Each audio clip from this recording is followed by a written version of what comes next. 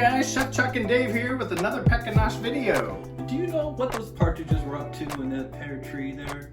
That's right, they were having dinner on some of them nice juicy pears, and they were gluten-free, because I don't know about the dietary needs of partridges, but I'm sure it's something to do with Gluten, gluten. Yeah, I've heard they're gluten-free. Yeah. Them and the 9 ladies dancing. Oh, definitely they do. You know those 9 ladies don't eat gluten either, right?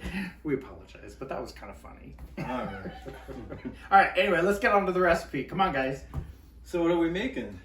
Oh, we're going to make a pear almond frangipane tart.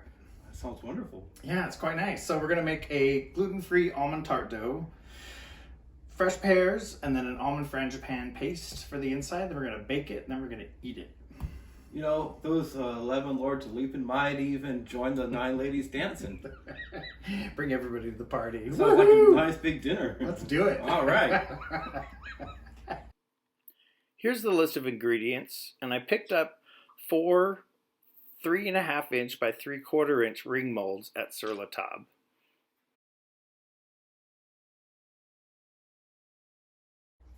Okay guys, so I don't want you to be intimidated by this recipe. We have 6 steps. We're going to make the gluten-free almond tart dough. We're going to let it chill in the refrigerator half an hour or so. While that's happening, we're going to make the almond frangipane. Then we're going to prepare our pears. Then we're going to bake it. Then we're going to glaze it with a tangerine, honey, and green cardamom glaze. Yum. And then we get to eat it. So that's even yummier. So let's go. I'm sifting the flour and the almond meal. Then I'm going to whisk it to evenly distribute.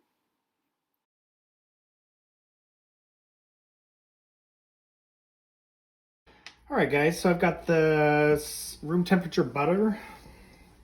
I'm just going to add in the powdered sugar.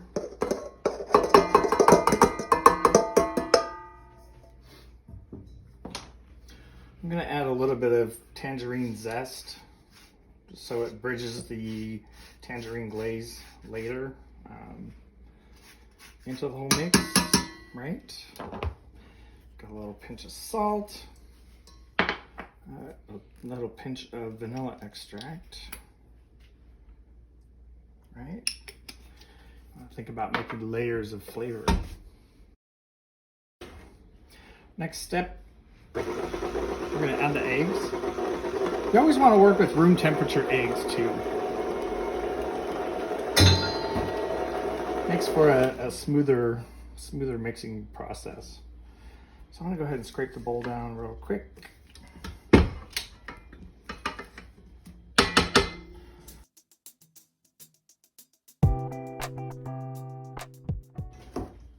We're going to add our dry here. So we're just going to mix it up just a little bit. I've got sifted, I did sift the powdered sugar, and I sifted the gluten-free flour and almond together too. So I don't want an explosion of flour, so I'm going to add a little bit this time.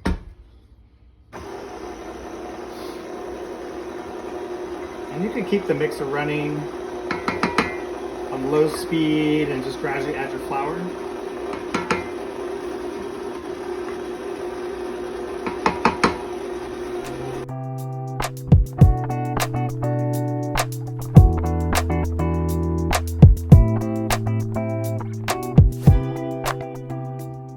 Okay, so now our dough is done.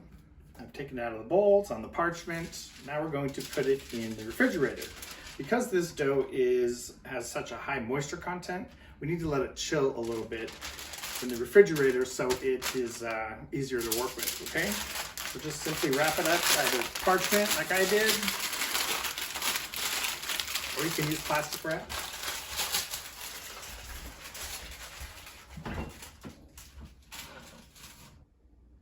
Okay guys, so now we're gonna make the almond frangipane. It's a combination of almond paste, butter, and eggs. It's used in various forms, from a filling and tart like in France to a crustless tart in Italy, right? So let's go ahead and make it now. All right, so I've got our almond paste here, and I want to break it up in little pieces. Mine came in a tube. So the trick is to add just a little bit of butter at a time. If you add too much butter, you'll end up with lumps of almond paste, and you don't want that. So you gotta be really patient with this process.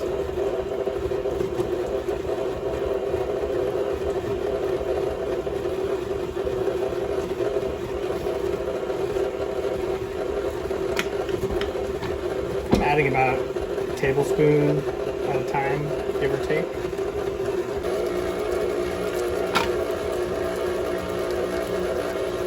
Okay, so we got the last bit of butter. As you can see, it's a nice smooth mixture.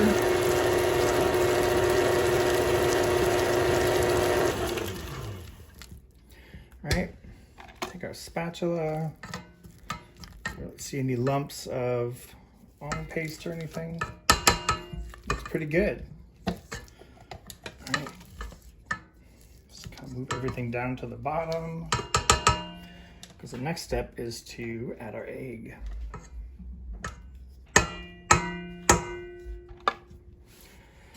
So I just want to mix the egg up a little bit. All right, kind of break the yolk.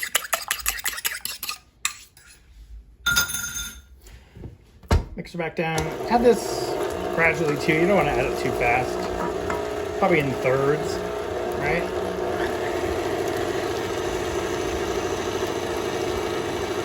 Add a little bit, let it mix. Add a little bit more, let it mix.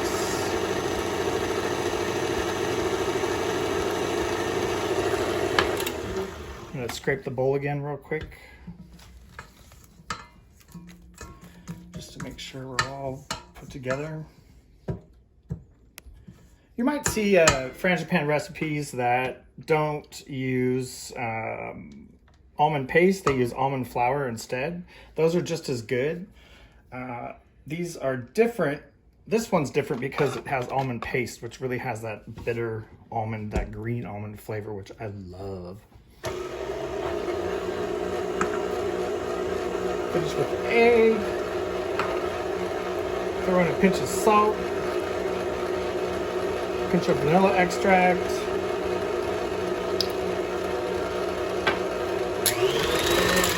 Quick whip, and that's it. We're ready to go. That's frangipane.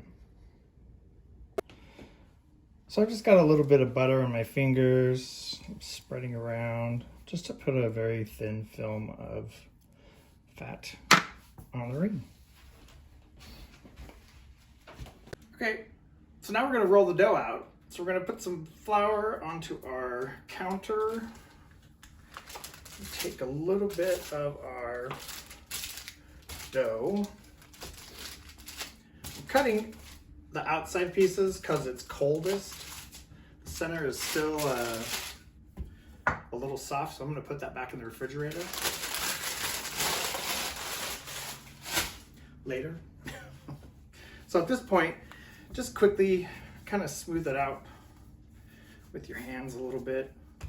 Remember, the fat ratio of this dough is very high, so the heat from your hands will melt it, right? That's partly why I love my marble marble rolling pin. So you want to roll it out about 1/8 of an inch, 1/16 of an inch thick, right in there.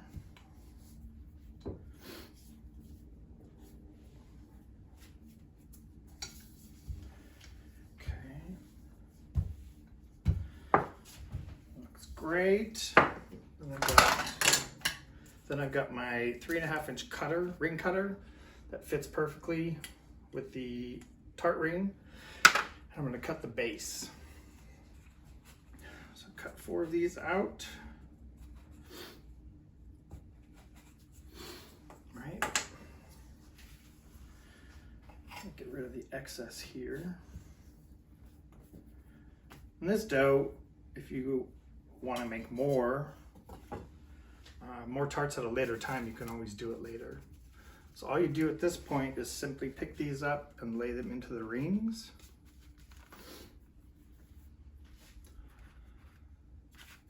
Right.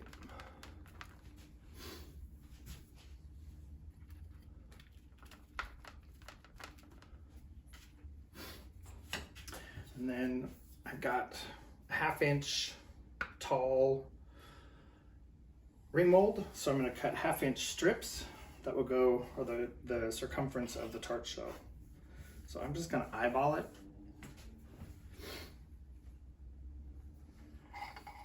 Right.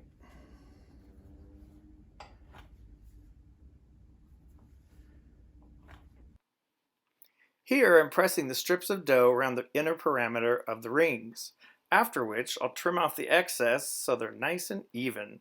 Then we're ready to go.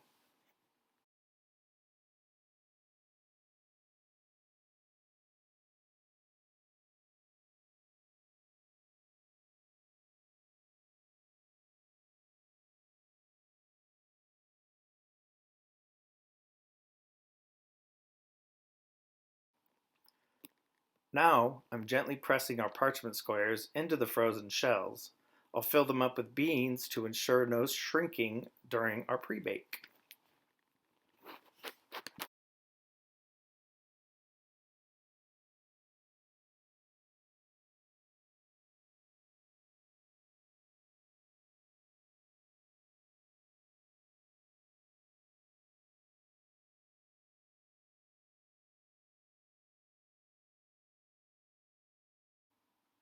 We've preheated the oven to 350 degrees.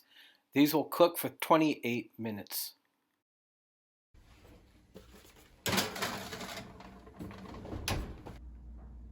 I baked the tarts for 28 minutes.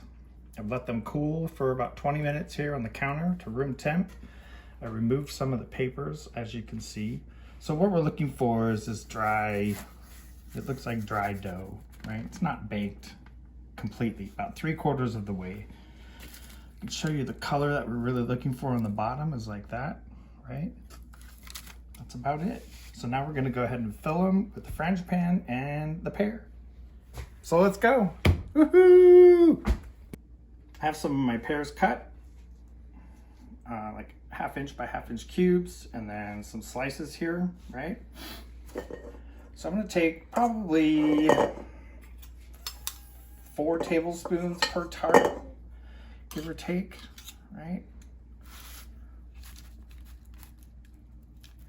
Don't worry too much about it being totally even, because as it heats, it's gonna spread out. And also, once you press the pear in there, it's gonna push it out and fill it up.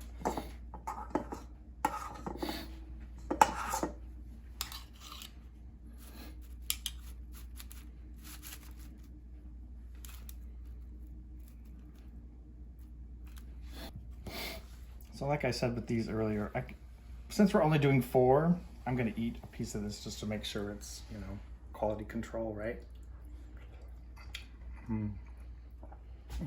So good.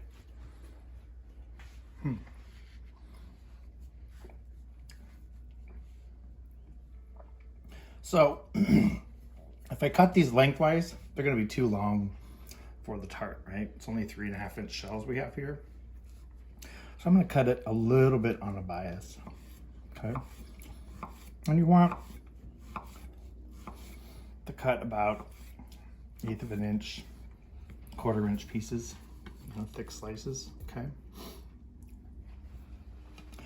The next step, I don't necessarily want to put all of that in there because the ratio of frangipane to pear would be too much pear, right? So I might take 3 slices out and then set it on top and then put it just like that. You don't need to press it in too much, just a little bit, right? So it's nice and snug. The other one, I just kind of push it down a little bit, it kind of flattens out. At last, the final baking step. Leave the oven at 350 and bake 25 to 30 minutes.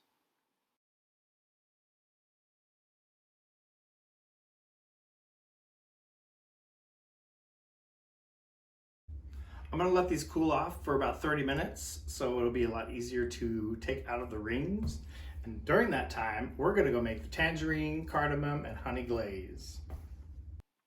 So this is one of my favorite things to do. So I've got my cardamom, my tangerine, honey, mortar and pestle, take 2 pods of cardamom, crush them.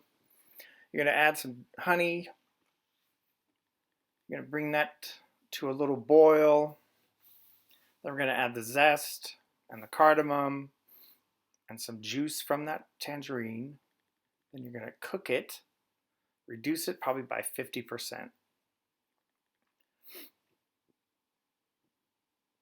See how it's still wet there? A little runny. Now it's starting to dry out. And now you're good.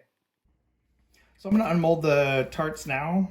And as you can see, if I pick up the tart by the ring, it picks the whole thing up, right? So you want to carefully put your hand under the tart, push the tart up,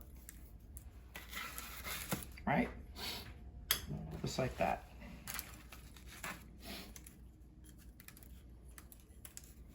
Look at that crust. Look at those colors and that thickness. Oh, it's just beautiful. So nice.